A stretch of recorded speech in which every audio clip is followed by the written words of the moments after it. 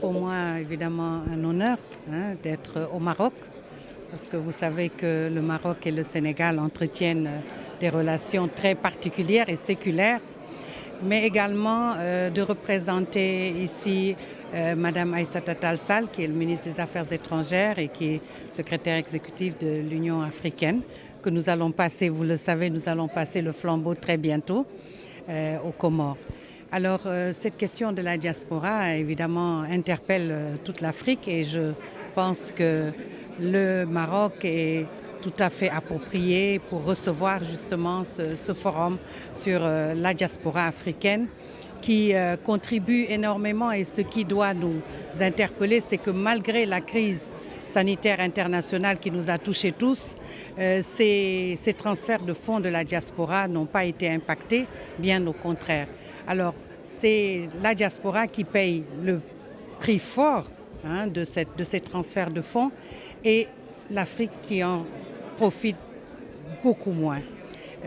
Il est donc approprié aujourd'hui de nous retrouver tous, d'abord pour discuter des voies et moyens de faire en sorte que cette Afrique puisse capitaliser les gains de cette diaspora qui travaille dur à l'étranger, mais également que ces transferts de fonds puissent servir, apporter une valeur ajoutée au développement de nos pays, qu'on puisse booster l'investissement avec ces transferts de fonds et évidemment faire de sorte que par de nouveaux supports, arriver à baisser de manière drastique les coûts de ces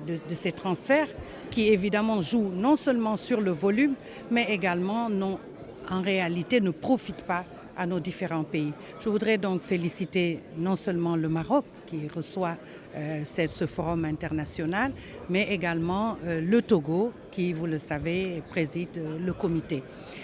Au nom de l'Union africaine, nous nous engageons à porter au plus haut niveau le plaidoyer concernant les recommandations qui vont sortir de ce forum, notamment faire de sorte que tous les goulots